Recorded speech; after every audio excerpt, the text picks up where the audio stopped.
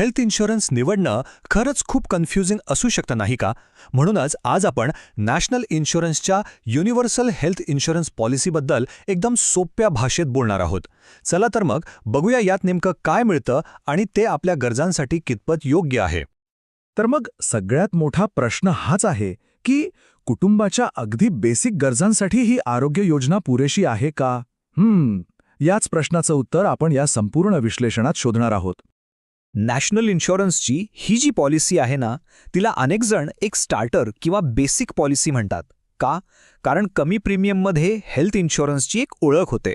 पण त्यात काय मिळतं आणि काय नाही हेच तर आपल्याला आज खोलात जाऊन समजून घ्यायचंय.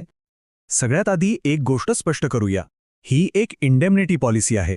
आता इंडेमनिटी म्हणजे काय? घाबरू नका, अगदी सोपं आहे.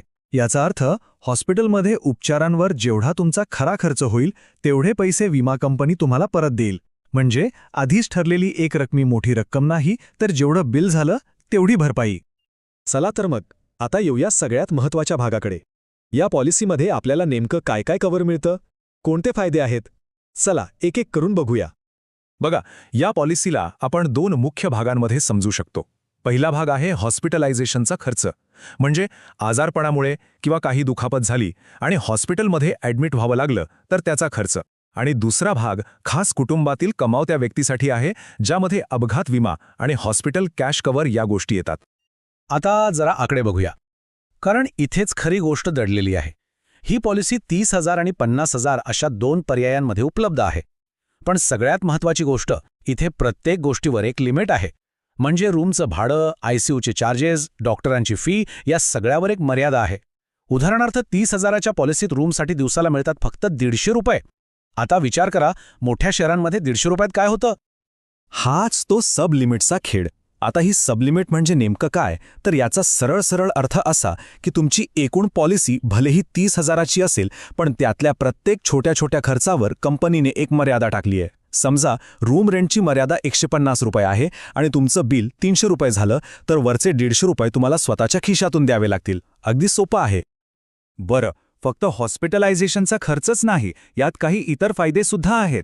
जसं की मॅटर्निटी बेनिफिट, सिझेरियन डिलिव्हरीसाठी 5,000 रुपयांपर्यंत कव्हर मिळतं. त्यासोबतच कमावत्या व्यक्तीसाठी एक अपघात विमा आहे आणि ॲडमिट झाल्यावर 4थ्या दिवसापासून रोज एक छोटी रक्कम मिळते, ज्याला हॉस्पिटल कॅश म्हणतात. ठीक आहे, तर आपण फायदे तर बघितले, पण कोणतीही पॉलिसी घेताना जेवढं महत्त्वाचं काय मिळतं हे बघणं आहे, त्यापेक्षाही जास्त महत्त्वाचं काय मिळत नाही हे समजून घेणं आहे. चला आता जरा या पॉलिसीचे नियम आणि अपवाद बघूया, म्हणजेच ती बारीक अक्षरातली माहिती. तर मग सरळ प्रश्न, या पॉलिसीमध्ये काय कव्हर होत नाही? कारण अशा अनेक गोष्टी आहेत ज्याचा खर्च विमा कंपनी देणार नाही, आणि हे आपल्याला आधीच माहीत असायला हवं. उदाहरणार्थ मॅटर्निटी बेनिफिट, यावर एक महत्त्वाची अट आहे, ती म्हणजे 12 महिन्यांचा वेटिंग पिरियड. याचा अर्थ सरळ आहे, पॉलिसी घेतल्यापासून 1 वर्ष पूर्ण झाल्याशिवाय या फायद्यासाठी क्लेम करता येणार नाही. अजूनही काही गोष्टी आहेत ज्यासाठी पैसे मिळत नाहीत, जसं की फक्त काही तपासण्या किंवा रिपोर्ट काढण्यासाठी हॉस्पिटलमध्ये ॲडमिट होणं, किंवा फक्त आरामासाठी ॲडमिशन घेणं, कॉस्मेटिक सर्जरी किंवा दारू ड्रग्जसारख्या व्यसनांवरचे उपचार, या सगळ्या गोष्टी कव्हरच्या बाहेर आहेत. आणि ही एक सगळ्यात महत्त्वाची गोष्ट आहे जी कायम लक्षात ठेवली पाहिजे. पॉलिसी घेताना तुमची सगळ्यात मोठी जबाबदारी आहे प्रामाणिक राहणं. तुमच्या आरोग्याबद्दल, आधीच्या आजारांबद्दल सगळी माहिती अगदी खरी द्या. कारण जर एखादी गोष्ट लपवली तर भविष्यात क्लेमच्या वेळेस मोठी अडचण येऊ शकते, क्लेम नाकारलाही जाऊ शकतो. चला आता एका अगदी प्रॅक्टिकल गोष्टीकडे वळूया. समजा पॉलिसी वापरण्याची वेळ आलीच, तर क्लेम कसा करायचा, ही प्रोसेस काय असते? चला सोप्या शब्दांत समजून घेऊ. क्लेम करण्याचे मूलतः 2 प्रकार आहेत, एक म्हणजे कॅशलेस आणि दुसरा रिइम्बर्समेंट. कॅशलेसमध्ये काय होतं, तर विमा कंपनी थेट हॉस्पिटललाच पैसे देते, तुमच्या खिशातून काही जात नाही. पण हे फक्त त्यांच्या नेटवर्कमधल्याच हॉस्पिटलमध्ये शक्य आहे. आणि रिइम्बर्समेंटमध्ये तुम्ही आधी स्वतःच्या खिशातून बिल भरता आणि नंतर कागदपत्र जमा करून ते पैसे विमा कंपनीकडून परत घेता. कॅशलेसची प्रक्रिया तशी बरीच सोपी आहे. सगळ्यात आधी इमर्जन्सी असेल तर 24 तासांच्या आत आणि प्लॅन करून ॲडमिट होणार असाल तर 72 तास आधी TPAला कळवणं गरजेचं आहे. त्यानंतर हॉस्पिटल आणि TPA पुढची प्रक्रिया बघतात आणि डिस्चार्जच्या वेळेस तुम्हाला फक्त त्या गोष्टींचे पैसे द्यावे लागतात ज्या पॉलिसीमध्ये कव्हर होत नाहीत. आता या सगळ्या प्रोसेसमध्ये एक महत्त्वाचा खेळाडू आहे, तो म्हणजे TPA म्हणजेच थर्ड पार्टी ॲडमिनिस्ट्रेटर.